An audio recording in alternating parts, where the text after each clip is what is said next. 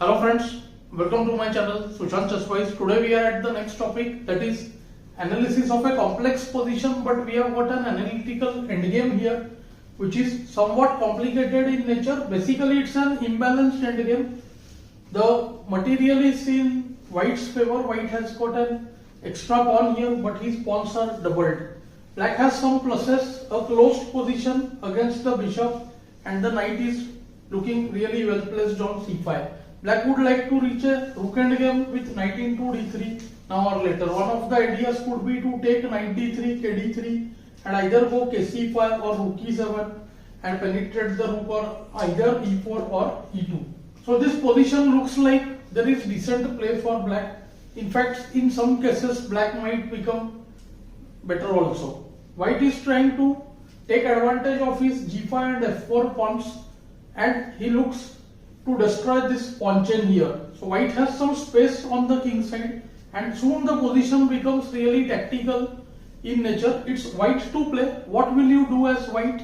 And try to calculate and figure out what will be your move and how do you assess this situation. White starts looking into the move bishop f5. Not only it is forced, it shatters the pawn structure here, and white can use the move rook h6 check.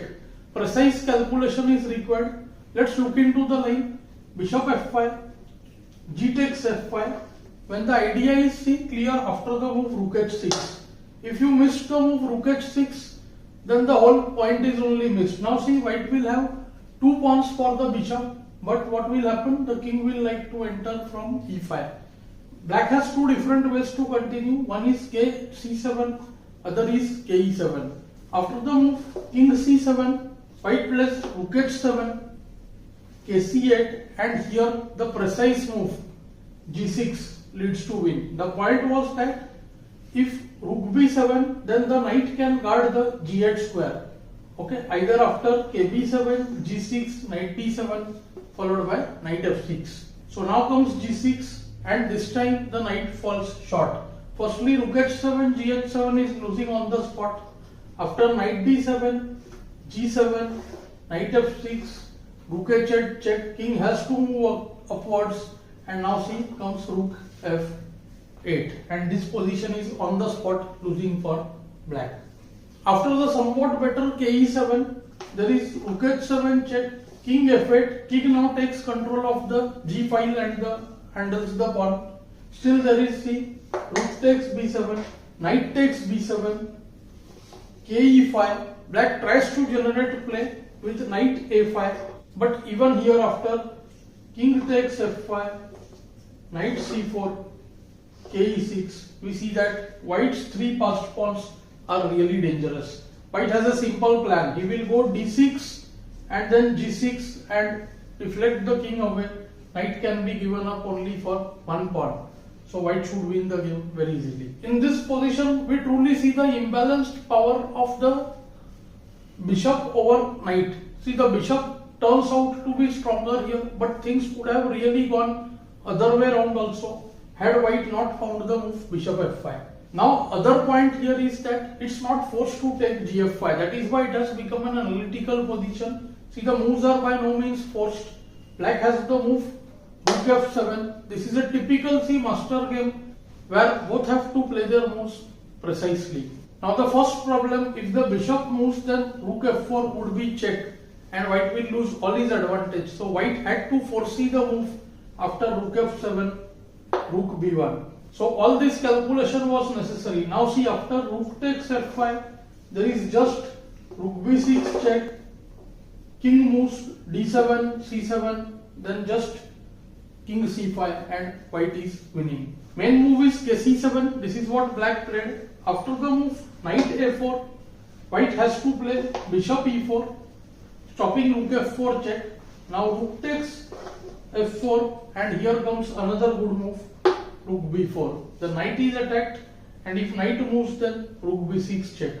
So knight c3 attacking the bishop on e4. Now comes rook b6 check, kc7 keeping the rook attacked, but the rook moves away with a check here, and after c kb7 or kd7, kc3 re4, re6 or rf6.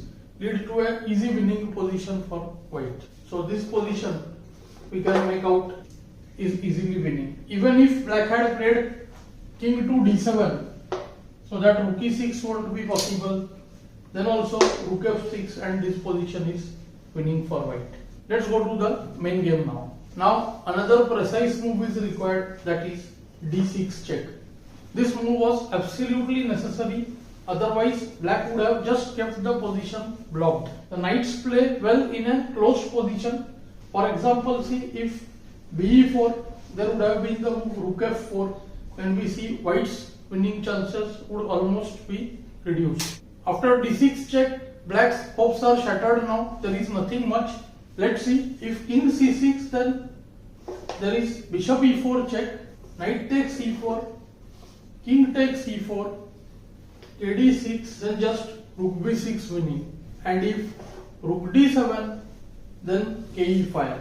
Once again, idea is simple. Rook d6, then rook b6, kb6, kd6, and white wins. So after d6 check, it's evident that the position has become losing. Now see kd8 forced, so the bishop just moves and the king can penetrate. So bh3, rook takes f4, check, kd5. We can see the king going to c6 now, and rook into b6 is also there.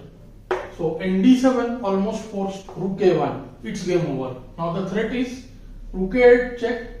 So now there is nothing much that black can do. kc8, trying to play kb7 after rook a8, but white plays the precise rook a7 when black's hopes are totally shattered. Now there is absolutely nothing. After rook f7, white has the very simple kc6. When see rook a8 is met, otherwise the knight on d7 is also lost. So we can basically say that with the move bishop f5, white initiated a combination. The evaluation of the position was winning for white based on the tactical points.